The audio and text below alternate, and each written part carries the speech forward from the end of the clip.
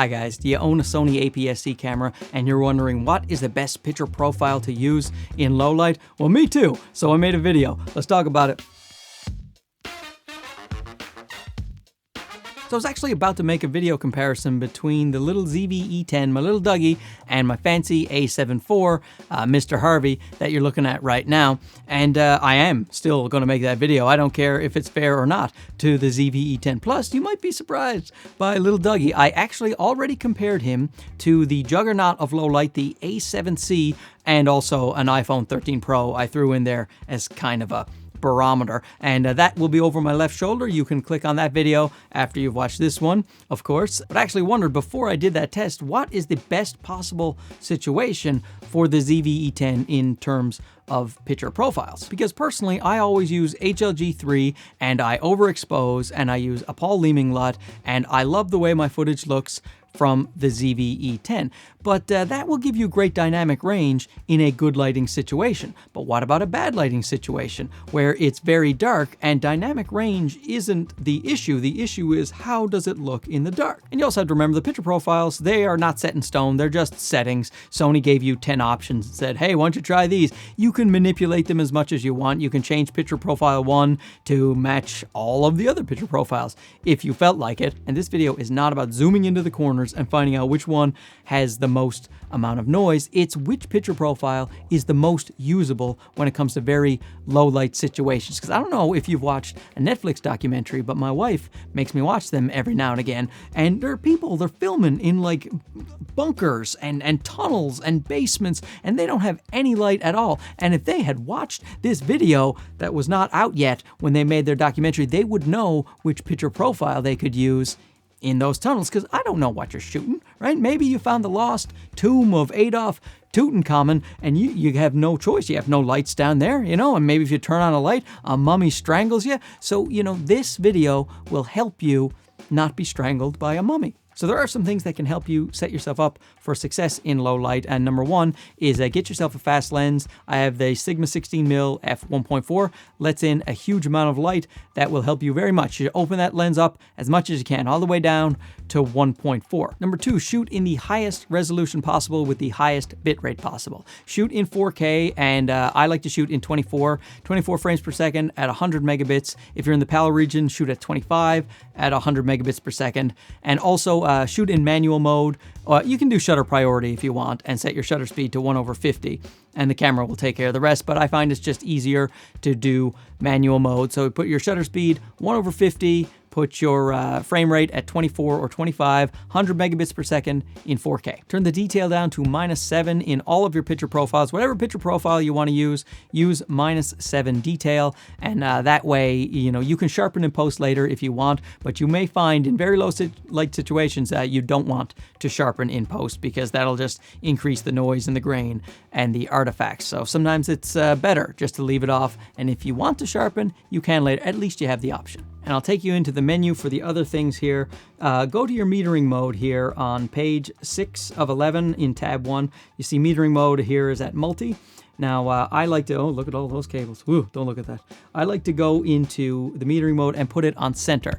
In the nighttime when you're out and you just want to do your face there, then it's good to just do the center so that the whole screen isn't being metered, because that will confuse. You can use the spot metering as well, but you got to make sure the dot is in the right place, or that may mess up your camera as well. So I like to do center metering if I'm shooting people, because then the people are usually in the center of the frame, especially if I'm vlogging and I have my gorgeous face in the center of the frame.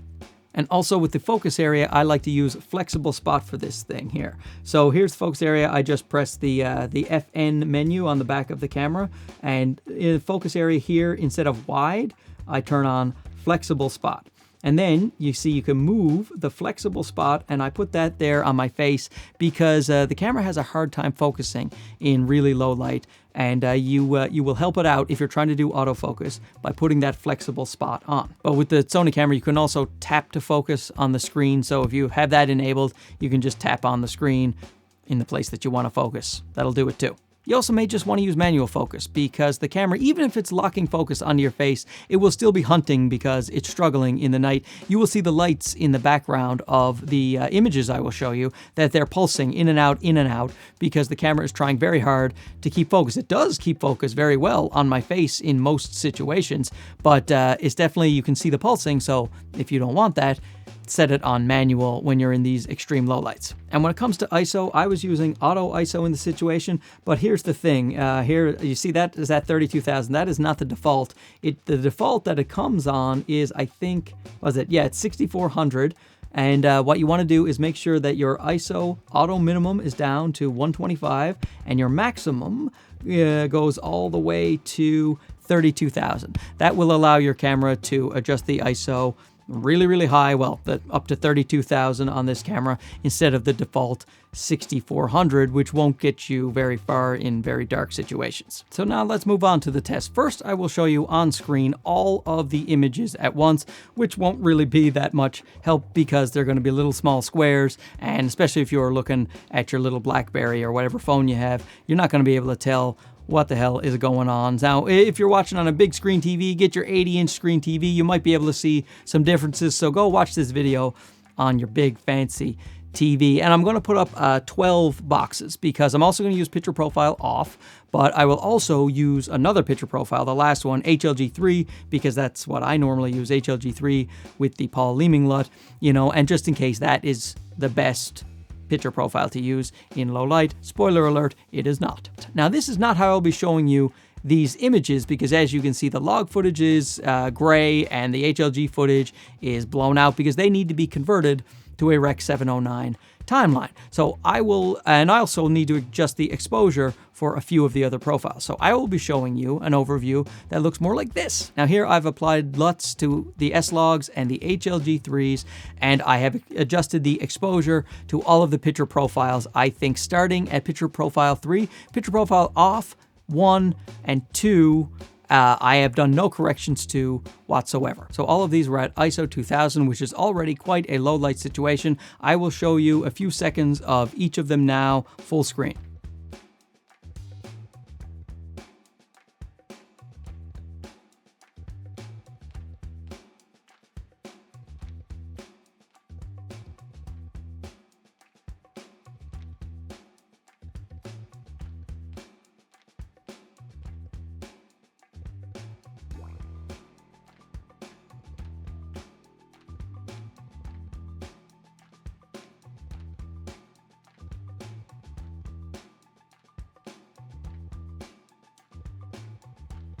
Now, to me, I like picture profile off, 1 and 2 the best when it comes to this. The HLG3 was okay, but it lost a lot of detail. If you compare the image, the little stubble in my goatee, is that what you'd call this piece of thing on my face? Anyway, if you compare the little hairs on my face, then you will see there's much more detail. Also, you can see more wrinkles on my face in those picture profiles, the 0, 1, and 2, as opposed to the HLG3, which maybe means I should use the HLG. You don't need detail when you're getting old, am I right? And the S-Logs, there is just no point in using these on 8-bit cameras, especially in this really low light situation. And some people say you should overexpose HLG. In fact, pretty much everybody says you should overexpose HLG and S-Log. And that is what I did. And I will show you now the same lighting situation, but with it overexposed.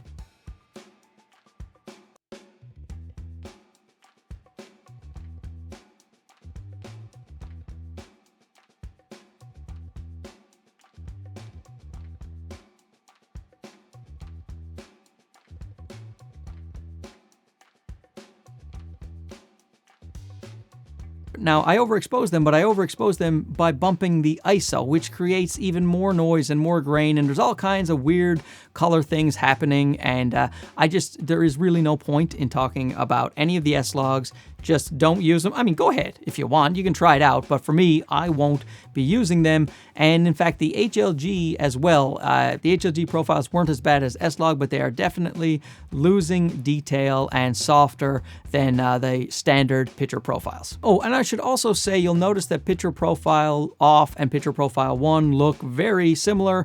And they do. They share the same movie gamut. Now, in terms of their color, I don't know if they're using movie for both. I know picture profile 1 is movie because you can go into the settings and look at it, but the color seems slightly different. So the color mode may be different on picture profile off, but they are both using the movie gamut. They are both very similar. However, with picture profile 1, even if they're identical, it's still better to use that because you can turn the detail down to -7. So far in the test, in a nutshell, to me, picture profile 1 and picture profile 2 are winning. So now in this next test, I turn my lights down 50% in the backyard there. So the ISO is at 8,000 at this point. And here's an overview of what they all look like with the exposures matched, lots applied, etc.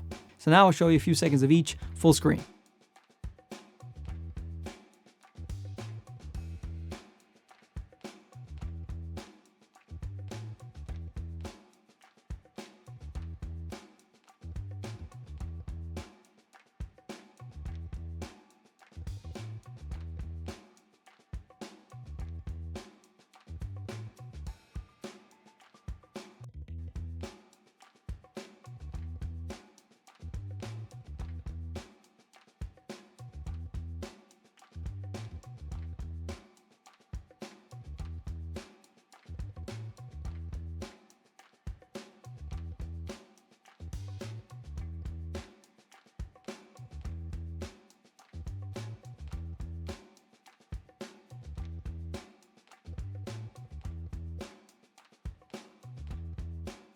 So same crap, different day here. I still like picture profile 2 the most, and probably picture profile 1 after that. Now the other picture profiles, number 3 to 6, they're starting to look a lot better as well. But remember, I've had to adjust the exposure on those to match it. So since I still kind of prefer the look of picture profile 2, I also don't have to do any corrections. That is just straight out of camera. Now, on this next test, we're going to completely max out the ISO on the camera at 32,000. And now the manual meter, by the way, that's what that is. A lot of people think it's manual mode in the Sony cameras, that little M.M when you're in manual mode, but it's manual meter. Anyway, the manual meter is still at 0.0 here with my center metering. So the camera is saying the exposure is okay, but we are at 32,000. Let's take a look.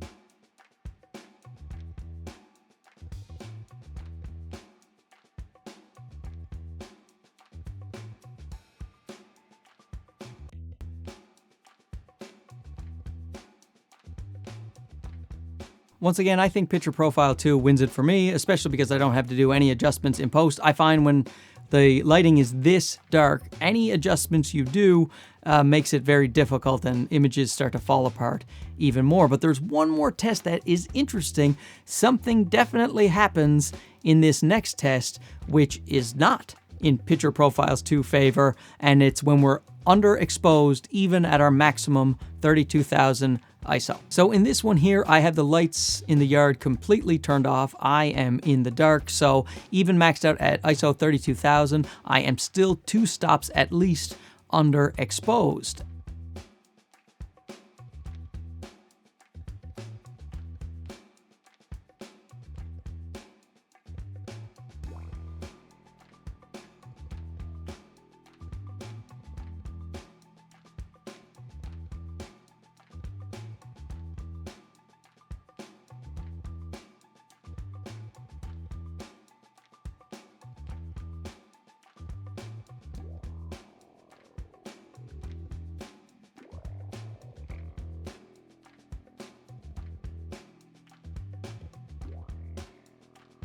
And what picture profile actually works the best here is picture profile 3 or picture profile 4, the Gamma's, the ITU709. I just found I was able to bring the image back more. I had to adjust the exposure on all of them, and so once I had to change the exposure trying to bring the brightness up on picture profile 2, it fell apart pretty hard. But the picture profile 3 and picture profile 4, you know, they actually worked okay. So what are the takeaways from this? In my opinion, using picture profile 2 is probably your best bet if you are in extreme low light situations, unless you get to the point where you've maxed out your 32,000 ISO, and of course you've opened your lens up as much as you can to the 1.4, and you're still very underexposed. If you still are underexposed at those particular levels, then picture profile 3 or picture profile 4 seem to be the most savable images.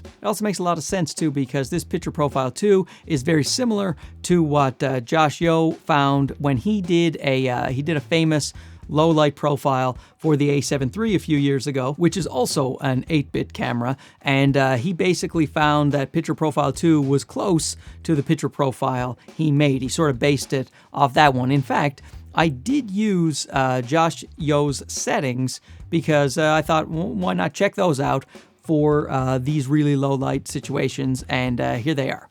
Okay, now this is Make.Art.Now, lights at 30%, and yo, Josh Yeo, turned autofocus back on. Yo, blue shirt, fancy haircut, cinematic, that computer voice, so many things.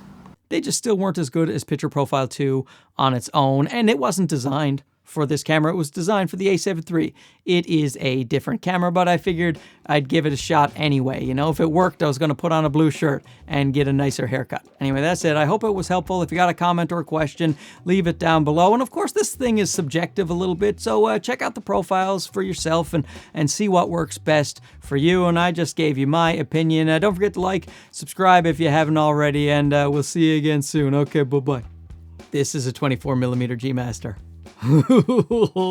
Gonna be some tests on this bad boy coming up.